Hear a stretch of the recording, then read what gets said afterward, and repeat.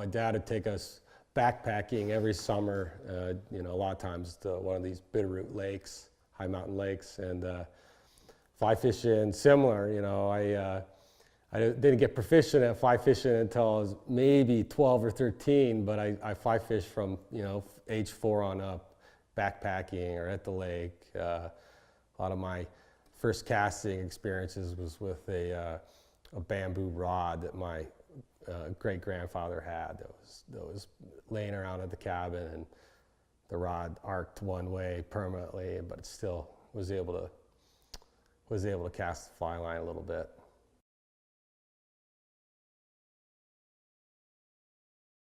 I went to Hellgate High School here in Missoula, and yeah, I did. You know, by the time I hit high school, I was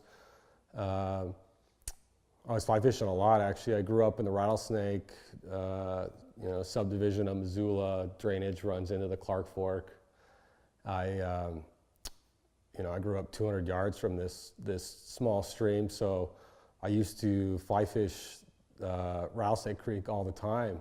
You know, as a young teenager, every year I remember we'd steal my buddy's dad's boat and go fish the Squaw Hatch on the Bitterroot. I mean, those are some of my favorite memories in high school are fishing the Bitterroot with my buddies during the Squaw Hatch.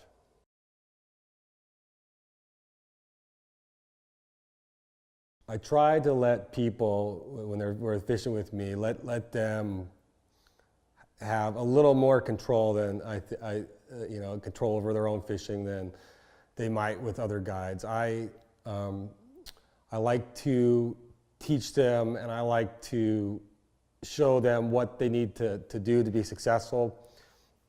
But I think there's a balance with them figuring it out and without me overcorrecting them over and over again. So a day with me is, I'd say, very relaxed. I'm not gonna, unless they, you know, that client wants me to get on them hard about everything they needed to do right to be successful.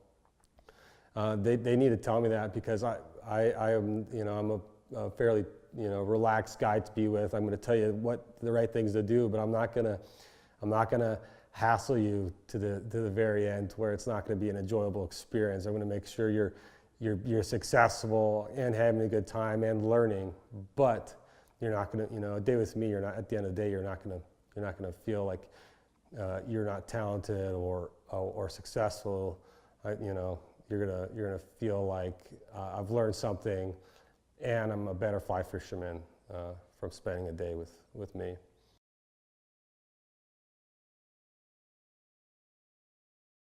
You know, fishing with someone you like, someone you have a connection with, makes the whole experience a lot easier.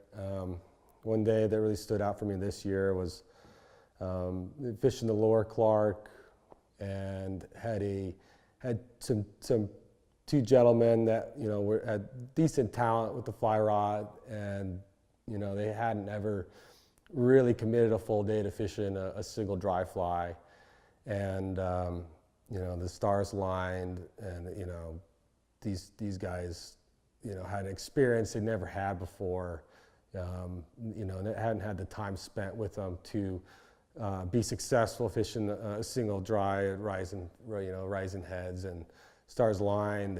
They smacked them, and it was a memorable. You know, I think it was an early July day on the Clark. They were stoked on their fishing.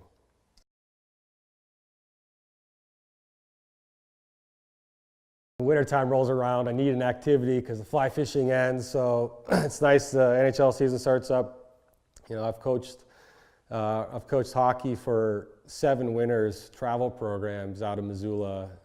Last year I was head coach of the Pee Wee State Champions. I'm taking a break this year from coaching, but, you know, I've spent, you know, 7 of my winters traveling around the Northwest and the United States coaching youth hockey, because it's something I love, and I love sharing and, you know, helping people get better at the sport.